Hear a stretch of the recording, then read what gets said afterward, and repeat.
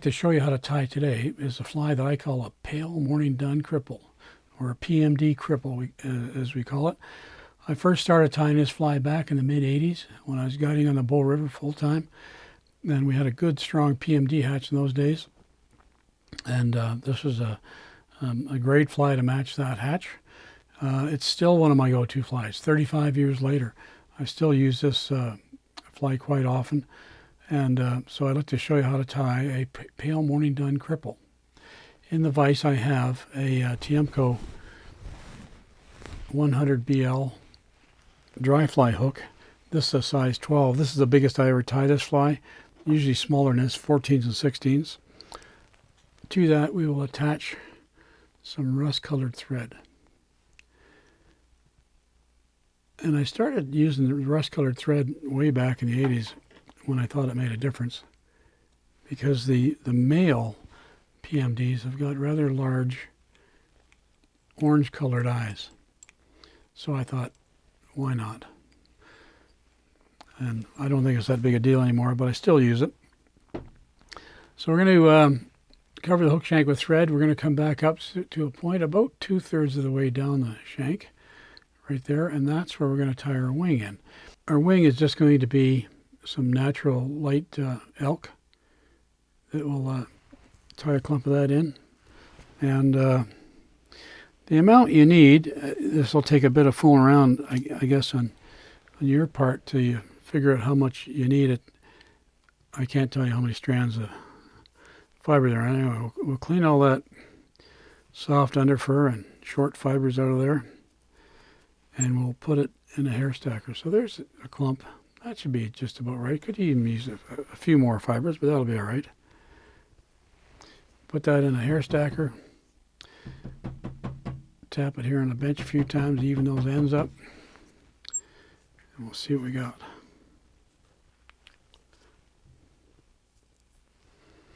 So there's a nice compact little clump of fibers, and that should be just right for this fly, this size of hook. So what we want to do is we want to measure the wing against the shank of the hook, and we'll move it up here in a position, and we'll take a couple of slack wraps around it, and then we'll tighten it up a bit. Then we'll crank it on there really well. And all the subsequent turns should be just slightly behind those first couple of turns we took. You don't want to flare it out any more than you have to. Once we get it tied on there, we're going to hold that up at about a 45-degree angle. We're going to sneak in from the back end here with our scissors and cut it off. That should give us a nice little taper there at the butt ends of the fly. You can see the taper.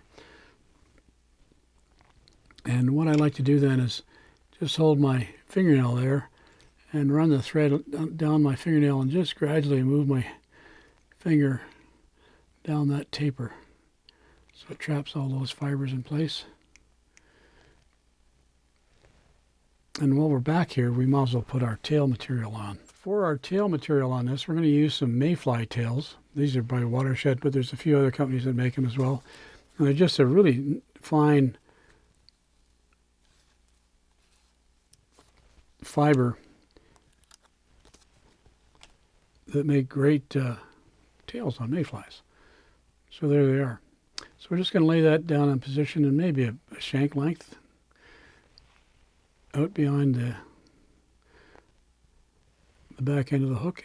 We'll switch hands and we'll come up here and say, okay, I want to cut it off right about there. And we'll trim it first. Then we'll position it right at kind of the base of that taper where we tied the elk hair wing material off. And we'll bring our tail materials down. And one thing you can do is you can kind of flip them up and go underneath them a bit. And that kind of just cocks them up in the air a little bit. And maybe stops them from getting buried when we put the dubbing on. Now the dubbing I'm going to use, this is it's called Hairtron. It's put out by the Hairline Company, and it's a mixture of rabbit and Antron. You might be able to see the sparkle in there a little bit. And the Antron makes it really nice to tie with, I think, and it does add that bit of sparkle to it as well. So we'll just put a real thin layer of this pale olive Hairtron on the thread. You don't want too much. Nice thin layer there, and we'll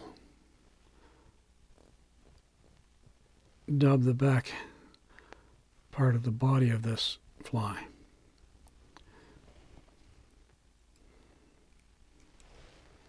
Now, I always like to start ahead of where I want to be here and wind back toward the bend of the hook. That traps all those fibers in there nicely. And then we'll start working our way forward up onto up that taper we had on the elk hair and cover all those original thread wraps up where we tied the wing on.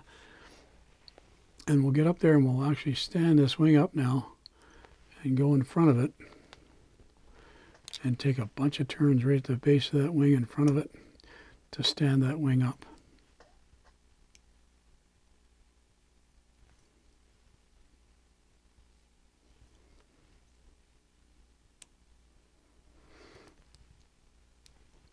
Okay, there we go. The next thing we want to do is we're going to sneak in here from behind this thing, and we're going to divide that wing, which is fanned out there nicely now, like a Paradun wing. I'm going to divide it into 2 equal clumps of fibers, and we'll take kind of some figure 8 wraps through there. I kind of cheat on, instead of doing figure 8s, I'll do 2 or 3 each direction. 2 or 3 the other direction.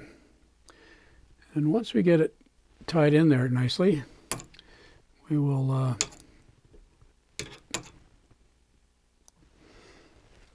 actually take some wraps of thread right around the base of that wing. Tightens that wing up a bit, and it allows us to position it where we want it. So we'll take 2 or 3 turns around the base of the wing, and then we'll go around the shank of the hook. And that should hold that in position nicely. So then we'll come back up here onto the other side, and we'll go around the base of the wing on the other side here. Same thing. 3 or so wraps there. Once we're done, we'll cock it up into position and take a wrap around the shank of the hook.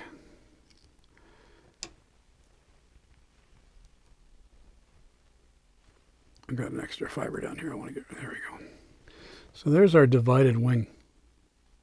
So the next step then is going to take and put some more dubbing on the thread, and we're going to finish dubbing the body on this fly.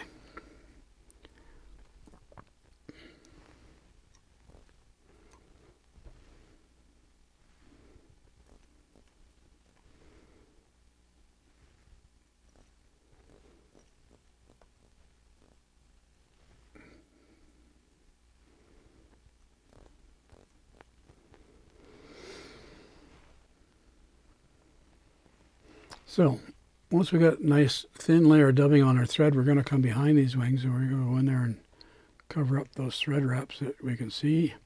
Once they're done, we're actually going to do some figure 8 wraps and go in between those wings a couple of times to cover everything up above and below the hook there, and then we'll finish winding up in front of the wing and then tie off that little thread head right behind the eye.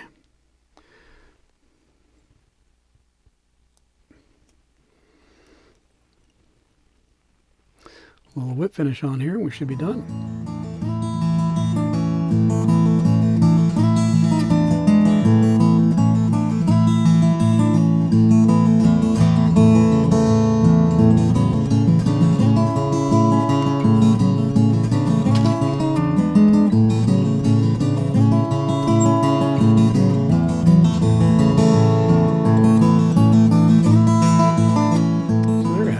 Pale Morning Dun Cripple. Got the divided wing there at the front.